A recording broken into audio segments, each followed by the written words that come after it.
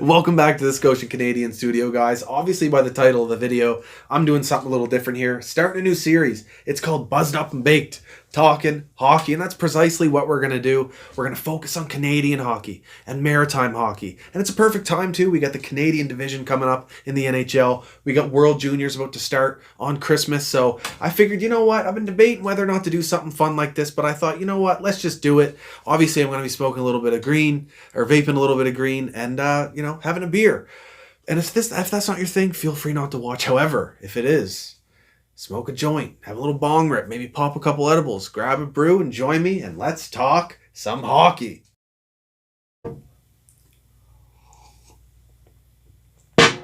We have a lot to talk about. First, we're going to go into the World Juniors. Then I'm going to tell you why I think the Toronto Maple Leafs, the Calgary Flames, and the Montreal Canadiens are going to dominate the Canadian division in the NHL. But first, we got to dedicate this episode to a Maritimer, an Atlantic Canadian.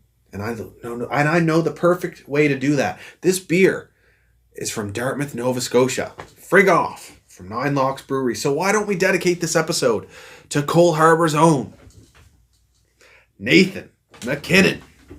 Cheers to a great NHL career so far, Nathan. Can't wait to see you win a cup. And cheers to you guys for joining me on this adventure. Reason why I want to dedicate this one to McKinnon too is, gotta say it, gotta bring it up now. McKinnon is a better player than Connor McDavid.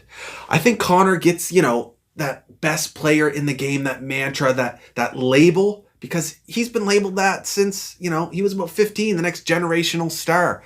He's also been compared to Wayne Gretzky. Then he gets drafted by the Edmonton Oilers, and they do look similar in some of the aspects and the way that they play.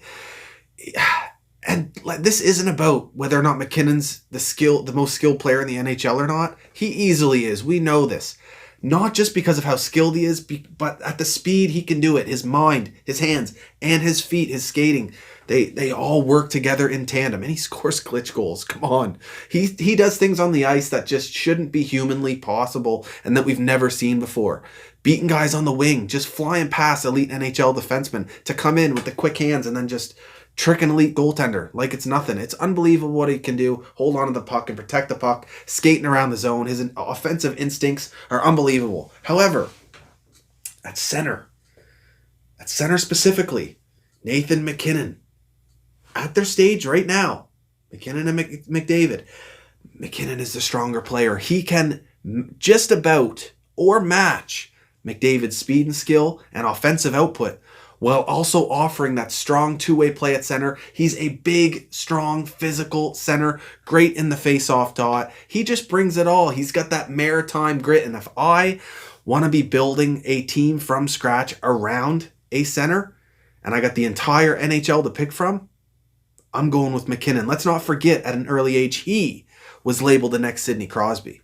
So McKinnon's my guy, and, don't get me wrong. Maybe McDavid, closes that gap, even though, it's not even a big one, obviously, with McDavid, but maybe McDavid closes that gap within the next few years. I don't think McDavid is at his full form yet, which is absolutely scary. It is absolutely not a hot take to suggest McKinnon's better than McDavid. There's an argument here. You gotta admit it. There really is. There really is.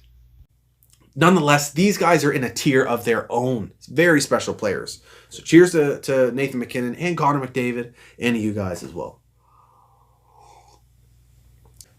Now let's get into some World Juniors. Man, I'm fucking pumped for this tournament. The best hockey of the year every year. And we all need this right now. This is our tournament in Canada. And we need this. I really hope it goes through. We're at risk of seeing this thing getting canceled because of COVID outbreaks in different countries and different teams. The entire Swedish staff and some of their players positive. And now that we're so close to the tournament starting, once guys test positive right now, you're not eligible to play. So Sweden is in a lot of trouble right now. Swiss guys have gone down. German guys have gone down. As Canada dealt with their issues, but thankfully they had that 6-week camp going, and they're back to practicing now. Hopefully smooth sailing from here. We've had 5 guys released for health reasons. And then the US, they're going to be bringing guys up that are playing right now, not in any sort of bubble or in protected area. It'll be interesting to see how their testing goes, but please, we got to get this tournament going. And I cannot wait to see what Canada can do once we do get it going.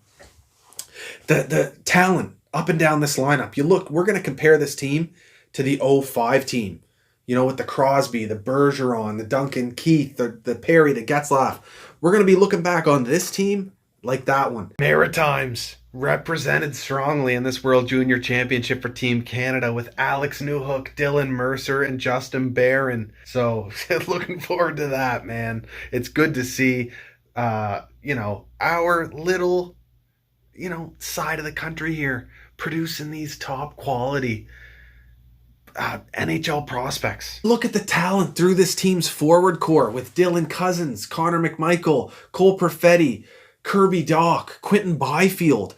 These are like all first round picks, incredibly talented players. Then you go down in the D-core and you have Bowen Byram, returnee, Jamie Drysdale, incredible defenseman, right-hander, loves to get that puck into the middle of the ice. That is two strong players right there. Then we're looking at possibly having Justin Barron from Halifax, who plays for the Halifax Mooseheads, joining this team. Very special player. Montreal Canadiens prospect Caden Gooley, who looks like a lock right now, according to Bob McKenzie. He's got that size, that similar play style to Shea Weber, despite being a left-hander. I'm fucking hyped about this kid. Very safe pick. Looking like a strong pick for the Habs. I can't wait to watch him play. I think him and Justin Barron would make a bomb pair for the Canadian World Junior team. Gooley with that physicality, the size, gritty in the corners and in front of the net. Barron with the skating, the puck moving, the mind for the smarts, and just the skill to go along with it. He's such a good skater. That's a terrifying decor for Team Canada. And out of the three goaltenders that are there, we're definitely going to come up with something strong. So can't wait for this to happen. And let's not forget the Russian rivalry. I feel like this rivalry is going to be the most intense it's been in a very long time. And that's saying something. We haven't heard a peep out of their camp. I am sure they are going to come in insanely strong into this World Junior Championship. They always have the size, the toughness, and the skill. Like, they're always top-notch in this tournament. They got Askarov in net. They've got a lot of strong young players and skill. I don't know a whole lot about them, but why would I want to? They're Russians. I really don't care. But this is going to be a good rivalry. Can't wait to watch it out on the ice and settle a score. And hopefully Canada defends this gold medal against them. Also, always love watching the players from around the world, the rest of the tournament. Prospects you might normally not watch, but, Stützle for Ottawa.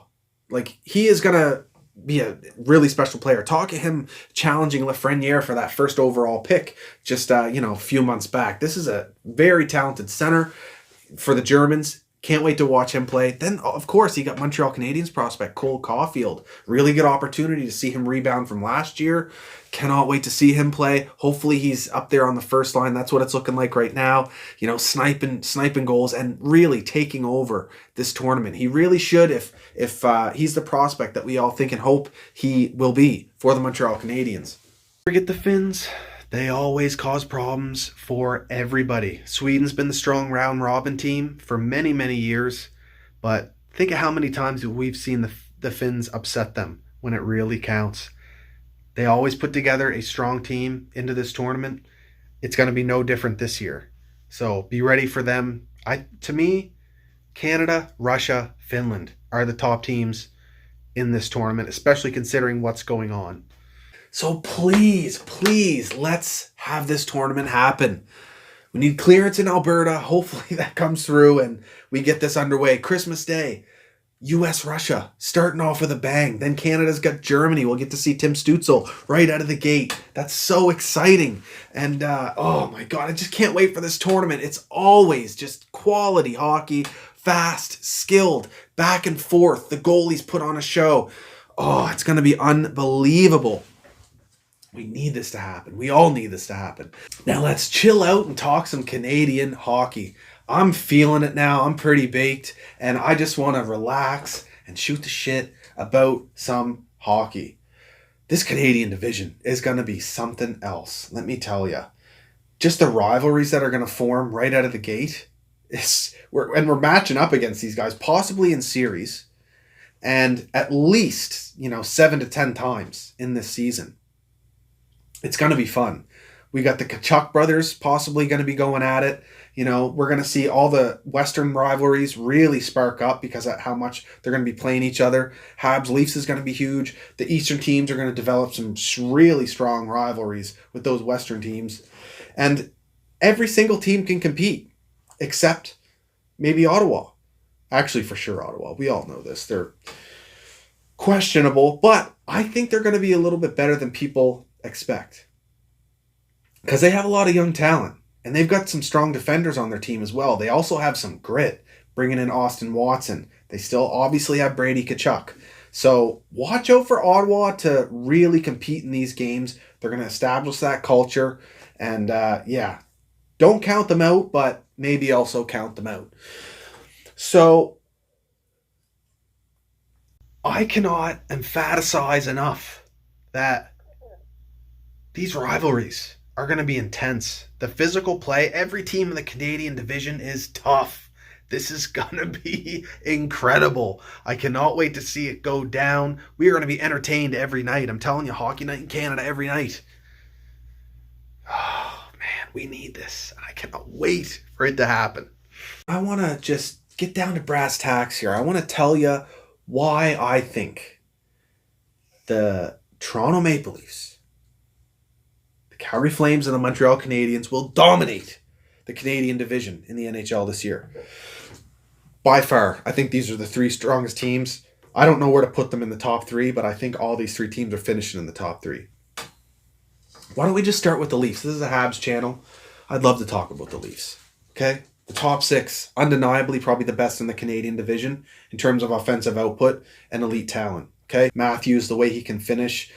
Tavares is a top 15 center in the league. William Nylander, no weaknesses, vision, scoring, size, can play center. Mitch Marner, one of the best playmakers in the NHL, the closest thing we have to Patty Kane. Then you got Zach Hyman, power forward, prime of his career. Just, a really, really strong top six for the Toronto Maple Leafs. Then you look in their bottom six, and I don't think it's as bad as people think. It's definitely not ideal. I think there's a lot of weaknesses there in terms of depth, size, and depth 5-on-5 ability and depth scoring with Kapanen leaving as well as Johnson. But Kerfoot is a strong center. Great third line center, chalk it up. That's perfect. That's exactly where you want him to be. And Joe Thornton, I love the signing. I do. People want to say it doesn't make sense, but I don't see how Joe Thornton does not put up huge numbers in Toronto, especially in a short season. His playmaking ability and smarts will keep him alive despite his age, and the talent on the Leafs. Obviously a lot of Joe Thornton's points are going to come from the power play, but why wouldn't you try him 5-on-5 with Matthews and his finishing ability? I feel like that's a match made in heaven. I don't think Joe Thornton can be that big penalty killer you need, but the leadership he's going to bring will be invaluable. This is an elite Canadian athlete, legendary, Hall of Famer, and he's going to be fired up wanting that cup. So I love this signing. Then you got Jason Spezza for the depth, and he's up there as well, but strong penalty killer, makes the odd mistake, but he's got a great shot on him, and he looks like he'll be coming into the season in shape. So looking good there. Nick Robertson, who's not better than Cole Caulfield as a prospect, but nonetheless is obviously will be a good goal scorer. What he did in junior, absolutely unbelievable. So tops, I think the bottom six is good enough so that the top six can make the difference and carry them. And the defense, I think the defense is improved with Brody, in terms of defensive play. He's not going to get the numbers that Barry did, but you don't need that offense. You need the defense. And I think that's going to help them out a lot. Morgan Riley, we know what he's capable of. If he gets his defensive game really in check, he can be one of the best defenders in the NHL. I think he is capable of it. He's a Canadian kid. We'll have to wait and see, but with a partner like TJ Brody, if that's what they go with, that could be really strong. That could be really strong. Lettinen, very strong ad for the Toronto Maple Leafs. Offensively, you're definitely going to get something out of him, especially on the power play. Defensively, he won't be proven in the NHL where he's coming from the KHL and from Europe as a Finn, but great signing. The Leafs continue to find talent outside of the NHL, outside of North America in conventional ways, and they're strong at drafting. Got to give them that. Jake Muzzin, very strong defensively. They always needed that grit, so that was a really, really good trade by the Toronto Maple Leafs. Sean Durzi, first-round pick for Jake Muzzin. Fantastic trade, especially because you then extend Jake Muzzin. The Leafs desperately needed a defenseman like that who's strong defensively, has the grit, has the attitude, has the toughness. So love that deal for the Leafs. And then for 1 year, one more year, you have Freddie Andersen. If you guys lose him, you're fucked. I'm not going to sugarcoat it. You are fucked. It will be so fucking hard for this team to find a goaltender as good as Freddie Andersen who can handle the pressure, who can put up those numbers. I know you all like to complain about the unfortunate issues he comes, has to deal with, or that, he puts forth in the playoffs. He struggles in the playoffs. We know this. But he is an elite goaltender. You guys have been fucking running him dry. And then by the time playoffs come around, he's exhausted. And he doesn't have that extra edge. It's obvious that this is what is happening. You either need to find some way to keep him or you guys are screwed because it's going to be hard to find another goaltender of that caliber that will work in Toronto. Freddie Andersen is a special, special goaltender. But that being said, you got a strong situation in net right now.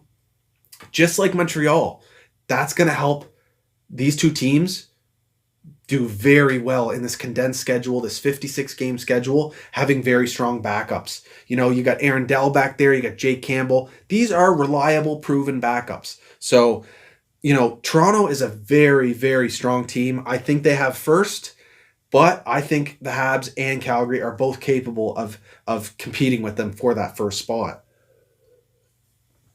I kind of want to fucking puke here. I can't believe I'm saying these nice things about the Leafs.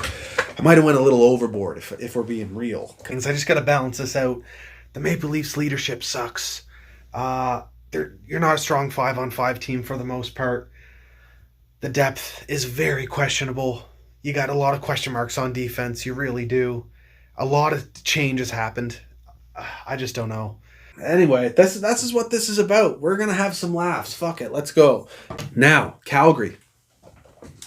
Not many changes at forward for Calgary. You got Sean Monahan and Johnny Gaudreau. Gaudreau, who struggled a bit last year in terms of his normal capability. But if these guys get the connection going, that's an insane first line. They also have Elias Lindholm, able to play center, plays a bit of right wing as well, the right shot. He is a very, very strong two-way player. Couldn't ask for anything better out of a player like that.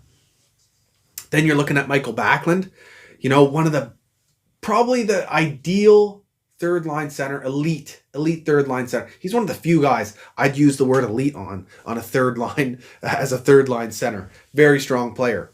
But they also have the size and the grit and the depth and the strong defensive ability. Matthew Tkachuk with the grit up on the first line. Plus, he's so skilled, and he's Brad Marchand. Really, how do you compare him to anything else? And he's doing it at such an early age too. Can't say enough about the Calgary Flames' depth and toughness and grit. You got Sam Bennett. He is a tank out there. What a tough player, good Canadian kid. And then Lucic, he's slowed down a bit, but he can bang, and he is tough as can be. Obviously, and we know this, one of the best fighters in the league the last decade. He's an absolute tank, rarely loses a fight. Calgary's depth and toughness, with Matthew Tkachuk out there too, it's so good. Then you go down and look at their defense. They may have lost Brody, but they got Tanev. Obviously, I think it's a slight loss replacing Brody with Tanev, but you can't discount Tanev. Pure shutdown, smaller guy, but blocking shots, heart of a lion, leader, smarts defensively, unbelievable. And he pitches in offensively as well. Got to give him that. Then you got Rasmus Andersson. Really just, coming into the limelight here as a defenseman. Big, smart, strong defensively. Got that offensive, the ability to move the puck up the ice, get through the neutral zone. And Giordano, 1 season removed as a Norris candidate, or a Norris winner. 74-point season. Struggled a little bit last year. Could have been dealing with some injuries. This is an elite caliber Canadian defenseman. One of the best. So that decor is unbelievable. So I think Calgary is going to be rolling with some very strong chemistry to start this return to play. And I don't see how a lot of teams compete with their depth and their decor and their goaltending. Stealing Markstrom from Vancouver. Just what a just thug moment move for that management crew. Brad Treliving just yanking an elite goalie out of Vancouver, their huge rival, and bringing him into Calgary. Just, oh man, I would be trolling Canucks fans like crazy if I was a Flames fan. Let me tell you right now. And I love the Canucks. It actually stings quite a bit that you guys jacked him from us, because that's wrong, man. That's wrong. Anyway, Calgary is a very special team, or a very strong team, and I'm looking forward to what they'll do in the Canadian division. Once again, they're going to be top 3. It's going to be hard for teams to compete with them. Now the Montreal Canadiens. What Marc Bergevin did in the offseason cannot be understated. He filled every weakness that needed to be filled. That backup goaltending position that he filled is what's going to make a massive difference for the Montreal Canadiens. Not only because Carey Price gets to play less, he gets to be, at the top of his game more often than not, because he's not being run dry back-to-backs, but because Jake Allen is an incredibly strong, proven goaltender in the NHL, not just a backup, but a starter. And this tandem is probably one of the best in the league, not just the Canadian division, best in the league. So that's going to make a massive difference in terms of the standings for the Habs right there. But the key to the Habs is going to be their centers. We need strong performances from Suzuki and Kotkaniemi. Can't see that sophomore slump from Suzuki. I didn't think we were going to see it from Kaka, but we did. Hopefully we don't see it from Suzuki. I think he's too smart to let that happen. However, a full season of center, even if it's 56 games, could be really hard on Suzuki. So these guys are young. We cannot forget that. These guys are young. So we're going to need to rely on Danault quite a bit, get that solid two-way play from Danault, and have Suzuki and Kotkaniemi just do their thing out there, keep getting better every day. Suzuki's such a special player. Another one with, no weaknesses. The skill he has, just the awareness, the hockey IQ to just snag pucks off of guys. The takeaways he gets. And then he's up the ice. He deceptive with his playmaking and passing. And he puts it tape to tape. He's a very, very, very accurate passer. Whether it's some sauce or right across the ice. He's got great vision and he can snipe them. And great defensive center. Good in the face-off dot for a young player, which is really impressive. Kotkaniemi, different though. Power forward center with skill. Passing first, but can shoot. Gotta do it again. Can't let it slide. Kotkaniemi, he is Ryan Getzlaf in the flesh. They play such a similar game. Kotkaniemi, big, strong, aggressive, forechecking center. He also skates so well on those edges. He likes to slow the pace of the game down and glide and open up the passing lanes, just like Ryan Getzlaf. The toughness as well. They get dirty in the corners. And each of them, playmaking first, shooting second. They got that underrated shot. Vision. Low center of gravity. I cannot make this comparison enough. Kotkaniemi could become the exact type of center you want to win a cup with. A lot of people thinking Suzuki's there as the main, he's popping up as the Habs' main piece to build around, the main prospect. He's the guy. I don't know. Kotkaniemi's going to give him a run for his money, and this 1-2 punch is going to be crazy going forward. So, Montreal, as long as the young guys play well, we are very strong down the middle. And then the depth is what carries us, the versatility. The lines can be changed. There's so many different options that you can go with. You're obviously leaving that first line together. However, the first line, Tatar, Danault, and Gallagher. Tatar has been an absolute beast for the Canadiens. Impressive how he's fit in so far. But what do you go with then? You got Josh Anderson coming in, power forward. I think he complements Drouin really well. Really, really well. Drouin finally gets a power forward and a legit center in Suzuki to play with. And these guys go off. That's what I'm seeing happening. These guys go off. Kotkaniemi, Toffoli, who can finish on his line. Then who do you put with him? Mckinnon, the Finnish connection, who's a great 5-on-5 player, forechecker, and has yet to really reach his potential as a goal scorer. But maybe he does with two smart players like KK and Tyler Toffoli. Or you have Byron there with the speed, with the leadership, the veteran experience and defensive ability and the speed. He can take those pucks, strip those pucks and finish. And he's got a knack for finishing in tight. He plays with pace. Montreal's depth is what carries them forward big time. Let's not forget Jake Evans on the fourth line. This is a, rookie season last year. Looked strong in the NHL right out of the gate. Long university career, but he looks good in the NHL so far. He's a really good skater. He's got a good mind for the game. I think he can make it work. He's good in the face-off dot already at that young of an age. I think he could be a legitimate, strong fourth, maybe even third line center for the Habs. And you got Armia rolling down there on the fourth line. Like, that's some extreme depth for the Montreal Canadiens. We may not have that overly, obvious elite player like a Pettersson or a Matthews or a Marner or a, Nylander, what have you. But the depth and the defensive two-way ability, the team defense of this forward core is what will carry this team very, very far into the Canadian division, as well as the D-core with the size.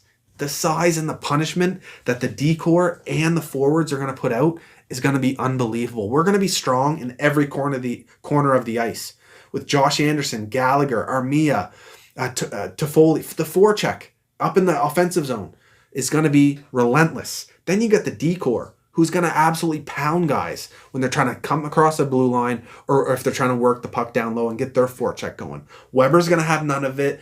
Petrie's going to have none of it. Sherratt's going to have none of it, and Edmondson's going to have none of it. And don't forget Romanov, who's a rookie, and he's, not the biggest guy, but he crunches dudes. And what he's going to bring, the competitiveness, I cannot wait. Cannot wait to see what this team brings. And then the puck movement from Jeff Petrie and Victor Mete, as well as maybe Romanov getting in there a little bit and Sherratt, maybe, using some, progressing offensively maybe too, with less defensive responsibility with the addition of Edmondson. It's going to be gross. And then you go to Carey Price and Allen. And what can you do? So those are my top three teams. But after that top three, it gets really, really close. You look at the Vancouver Canucks, Elias Pettersson at center, and Bo Horvat. Bo Horvat, you can't ask for a better tandem than that at center. These two young guys, Bo Horvat with his two-way play, his size, his physicality, his goal scoring, the veteran experience at this point. He's such a good, strong guy in the face-off dot. Then Elias Pettersson, one of the most creative guys in the league. I think Elias Pettersson is one of the only players who might challenge McDavid and McKinnon for that, or join them in that upper tier of generational players. He's that good. You could argue Matthews is there, of course, but yeah, Elias Pettersson is a special player. And then you got Brock Besser, the way he can finish. JT Miller, strong physical play, plays with some grit, but he's got some insane offensive skill. The dangles, the shot. And but after that, starts to drop off for Vancouver. The bottom six is, not the greatest. You got Gaudette and Suter who can play center. Roussel, strong, can bang, but, I don't know. Virtanen, he's a good power forward. He's finally starting to come about it in his career. But, I think the bottom six just really drops off for the Vancouver Canucks. Then you look at their decor, and they lose Tanev, one of the main pieces of their leadership group, and he's a strong defenseman. They lose him. However, they bring in Nate Schmidt. I actually think that's a win there. I think they win that swap. Nate Schmidt is a very special defenseman. He's a righty. They're hard to come by. I think he could potentially be a very strong number one center for the Vancouver Canucks for a long time to come. Then you got Quinn Hughes. He's not the number one defenseman in the Canadian division. Let me tell you that right now. I feel like Vancouver Canucks fans can be objective enough and say that he's not number one. I don't even think he's number 5 or within the top 5, I should say. No. Why don't we just go into that right quick? I got Weber in the top 5. I got Petrie in the top 5. I got Nate Schmidt in the top 5. Maybe Jacob Morrissey instead of Schmidt. There's a conversation to be had there. But you got Morgan Riley in there, and you have Mark Giordano. Quinn Hughes, after one season, despite the offensive numbers, he's got to prove a little bit more, especially defensively, and in the the assignments that he gets, that he's truly in that top 5 in the Canadian division, because there's some extremely strong and experienced defensemen in this division, and he is not that at this point. Anyway, Tyler Myers, big and strong. He can still defend. Skating's got to improve a little bit, but then you have Alex Edler. Very strong defensively, strong offensively, veteran, poised with the puck. This defense is very strong. So the big weakness for the Canucks is going to be their depth and their bottom 6. If they deal with injuries, they are absolutely screwed. They also have a situation in goal that is unproven. Thatcher Demko, despite how well he played in the return to play, he has to prove it in the season. That's, forthcoming. And then you got Braden Holtby coming off a couple bad seasons. I actually do think the refresh for Holtby could really work. And he could become an elite goaltender again for you. And maybe even that makes the difference for the bottom 6 that they're rolling right now. So Vancouver's a little bit of a wild card. But yeah, they're not a bad team. So why don't we take a look at the Winnipeg Jets? We'll stay over in the West. Mark Scheifele at center. Easily top 10 center in the NHL for me. Brings it all. Two-way play. Playmate. I think he's the closest thing to Patrice Bergeron we have in the NHL, especially as a Canadian. Blake Wheeler, one of the greatest captains in the NHL. Strong power forward. Just at the end of his prime, but, incredible forward. Kyle Connor, insanely underrated. Elite as can be offensively. He is so skilled. Paul Stastny, great ad, bringing him back. Laine will have a, real top 6 center to play with. Time to score them goals. Time to be potting 30, 35, 40 if you're Laine. Nikolai Ehlers, former Moosehead. Just unbelievable top 6. I think this top 6 is the only one that rivals the Leafs. This is an unbelievable top 6. Then they've got some great depth too. Matthew Perreault, Kyle Lowry, perfect third line center, wins faceoffs, physicality. Kyle Lowry, fuck. Lowry, you know who I mean. Adam Lowry wins faceoffs, plays with grit, strong defensively. You got Kopp, he has a great season for Winnipeg last year. Nate Thompson, great ad for the fourth line. You need that veteran fourth line center. You always believe in that. Jake, okay, let's move down to the defense. That's where it gets really questionable. Jacob Morrissey, love him. Pionk, love him. Very good first pair. But then it's just not up to par. Pionk put up an insane amount of points last year, and the physicality that he brings as well really proved himself as a top 4 at worst defenseman, likely, a very strong top pair guy. And then you got Jacob Morrissey, the physicality he brings, the smarts that he brings. He gets up on the board offensively as well. That's a really strong top pair for Winnipeg, but after that, however, they still managed to compete in the West. So good on them. Shows how strong their coaching is with Paul Maurice. But I feel like the Winnipeg Jets D is probably in the bottom 3 of the Canadian division, maybe bottom 2. It's not good. Then you go in goal. Hellebuck carried you. Despite that, the defensive woes. Can he do that again in a stacked Canadian division? We'll have to wait and see. Then you got Brossoit. I don't know about him as a backup, but, it is what it is. Now, why don't we move into the Ottawa Senators? I don't think you can count them out to not finish last. They're not going to do much more than that, but I definitely think they could challenge to not finish last. They've got a lot of young talent, strong young talent on their team.